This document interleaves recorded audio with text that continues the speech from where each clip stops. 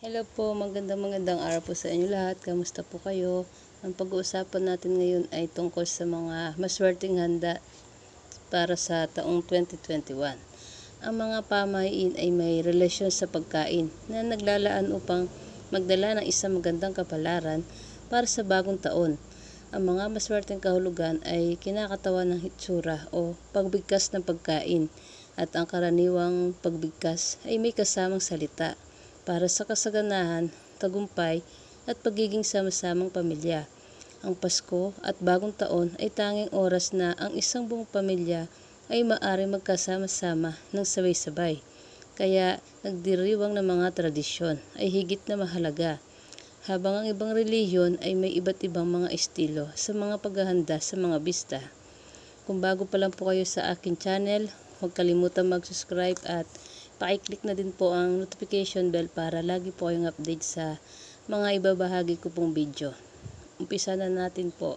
Narito mga 7 mga karaniwang handa na dapat mayroon po tayo. Una, ang isda.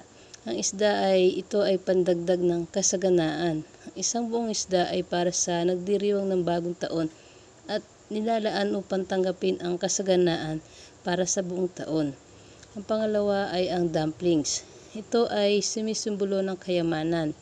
Ang mga dumplings ay kumakatawan sa kayamanan dahil sa kanilang malapit na itsura sa mangginto na kung saan ay hugis itlog o kaya bangka. Ang pangatlo, ito ay ang tinatawag nilang spread rolls. Ito ay sumisimbolo ng kayamanan. Ang mga spread rolls ay nakilala bilang special na pagkain. Sa orihinal, ang mga spread rolls ay nilalaan upang pagsamahin ang lahat ng mga gulay na magkakasama sa isang pinggan bilang isang paraan upang pagdiwang ang mga okasyon. Ngayon ay karaniwang pinalalaman ng mga karne ng baboy o hipon dahil sa kanilang pagkakahawig sa gintong bar. Ang mga tao ay kumakain ng mga spread rolls upang makaakit ng kapalaran sa darating na bagong taon. Ang sumunod, ang noodles. Ito ay sumisimbolo ng mga kasaganahan at kahabaan ng mga buhay. Ang sumunod ay ang glutinous rice cake. Ito ay sumisimbolo ng mataas na kita sa mga posisyon sa mga may trabaho, kahit na ano pong trabaho ninyo, basta kumikita. Ito ay mga star na mga dessert, kagaya po ng mga sapin-sapin, maha, kutsinta at mga iba pa.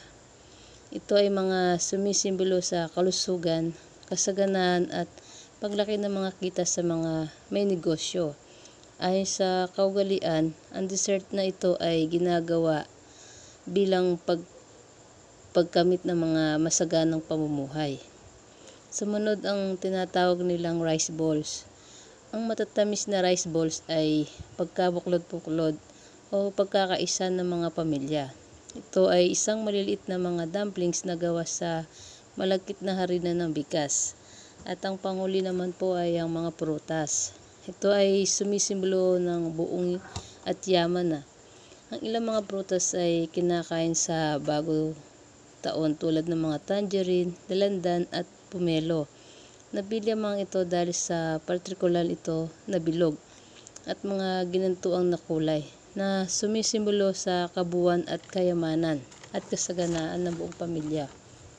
So, ayan lamang po mga 7 maswerteng mga pagkain na magdadala sa atin ng kasaganaan at kalusugan. Paalala po, ito ay gabay lamang po. Nasa atin pa rin po kung ano ang mga ihahanda natin sa ating mga hapagkainan. Importante po ay huwag makakalimot magdasal.